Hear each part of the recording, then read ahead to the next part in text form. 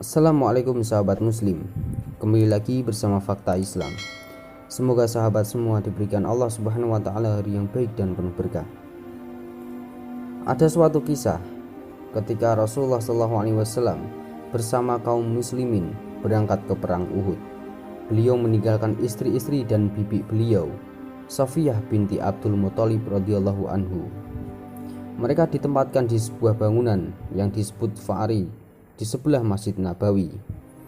Kemudian Rasulullah meninggalkan mereka dalam bangunan itu dan dijaga oleh sahabat Hasan bin Sabit radhiyallahu anhu, penyair Rasulullah SAW. Ketika itu ada seorang Yahudi yang memanjat naik bangunan tersebut, dan saat Safiyah melihatnya, beliau berkata kepada Hasan, "Lihatlah orang itu, dekati ia dan cepatlah bunuh." Namun Hasan menjawab, "Aku tidak bisa berkelahi." Safiyah tetap menyuruhnya, "Jika aku bisa, tentu aku akan ikut bersama Rasulullah." Akhirnya Safiyah berkata, "Kalau begitu, ikatlah pedangku ini di tanganku, dan aku tidak akan menyuruhmu lagi." Akhirnya Hasan mengikat pedang itu di tangan Safiyah. Setelah itu, bibi Rasulullah SAW mendekati pria Yahudi itu, dan tanpa banyak kesulitan dia dapat membunuhnya. Dan ketika orang-orang Yahudi yang lain melihat teman-teman mereka yang mengintai tewas, mereka jadi takut dan berkata satu sama lain, "Perkiraan kita salah, bahwa Muhammad meninggalkan keluarganya tidak sendirian tanpa pengawalan." Setelah Nabi Muhammad kembali dari pertempuran, kejadian antara Hasan dan orang Yahudi itu diceritakan oleh Safiyah kepada beliau. Kemudian Rasulullah tertawa mendengarnya hingga gigi depan beliau terlihat. Safiyah tidak pernah melihat keponakannya itu tertawa lebih keras daripada saat itu. Demikian, Safiyah binti Abdul Muthalib merupakan wanita pertama yang membunuh seorang kafir. Dalam kisah yang dikutip dari buku Saat-saat Berkesan Bersama Rasulullah, tulisan Syekh Abdul Aziz Asyinawi, disebutkan, Hasan bin Sabit tidak bisa berkelahi dan tidak mengikuti perang Uhud. Namun dia adalah seorang sahabat yang membela Nabi dengan puisi dan syairnya. Puisi dan syairnya mampu menakuti para musuh kaum muslimin saat itu. Di suatu kisah, dia datang ke Masjid Nabawi untuk menemui Rasulullah. Pria yang berasal dari suku Khazraj ini tentu saja gembira dan beranjak dari rumahnya. Dan ketika sampai di Masjid Nabawi, Hasan mengucap salam kepada seluruh para sahabat yang ada di sana dan Nabi Muhammad SAW tentunya. Lalu Nabi Muhammad mengatakan, "Wahai Hasan, engkau tentu mengetahui apa yang telah dilakukan kaum musyrikin Makkah. Karena itu, padamkanlah semangat mereka dengan sajak puisimu. Dan sebaliknya, bangkitkanlah semangat kaum muslimin dan dengan sajak-sajakmu.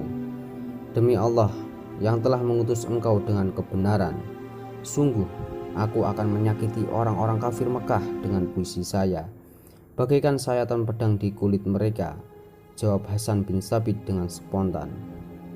"Hendaknya engkau tidak terburu-buru, wahai Hasan," ujar Rasulullah. "Abu Bakar lebih mengetahui tentang garis nasab orang-orang Quraisy. Sebaliknya, garis silsilahku juga mereka mengetahuinya. Maka sebaiknya engkau terlebih dulu mengetahui garis keturunanku. Tanyakanlah kepada Abu Bakar As-Siddiq." Lalu Hasan pamit dan kemudian bertemu dengan Abu Bakar As-Siddiq. Ia pun menanyakan tentang garis nasab Rasulullah SAW kepada Abu Bakar. Sesudah itu, Hasan kembali lagi ke Masjid Nabawi. "Ya Rasulullah, aku kini telah mengetahui garis keturunan engkau. Maka demi Allah yang telah mengutus engkau dengan kebenaran, aku akan mencabut engkau dari kelompok mereka, bagaikan tercabutnya gandum dari adonan," kata Hasan. Rasulullah pun pernah bersabda tentang Hasan, "Wahai Hasan, sungguh malaikat Jibril akan senantiasa mendukungmu selama engkau meruntuhkan semangat kaum musyrikin itu dengan puisi-puisimu dalam membela Allah dan Rasulnya," kata Rasulullah. Sabda Nabi itulah yang membuat semangat Hasan bin Sabit. Kecuali perang Uhud, Hasan disebut hampir tidak pernah absen dalam setiap medan perang. Ia berada di sisi Rasulullah. Setiap medan laga, dia tampil di hadapan pasukan musyrikin untuk melantunkan sajak-sajak yang dapat menciutkan nyali musuh-musuh kaum muslimin. Dan Hasan bin Tsabit memiliki istri bernama Sirin. Perempuan itu cukup istimewa karena merupakan saudara Maria Al-Kittibiyah, istri Rasulullah yang memiliki keturunan Mesir.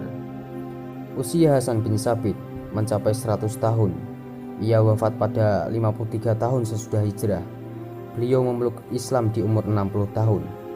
Sebelum meninggal, Hasan diuji Allah dengan kebutaan, namun beliau menjalaninya dengan sabar. Sebelum ia memeluk Islam, Hasan merupakan penyair yang lantang, menghina dan menjelekan agama Islam. Sesudah menerima hidayah dari Allah Subhanahu wa taala, Hasan bin Tsabit radhiyallahu anhu mengarahkan karya-karyanya untuk membela agama Islam. Allahu a'lam bishawab. Assalamualaikum warahmatullahi wabarakatuh.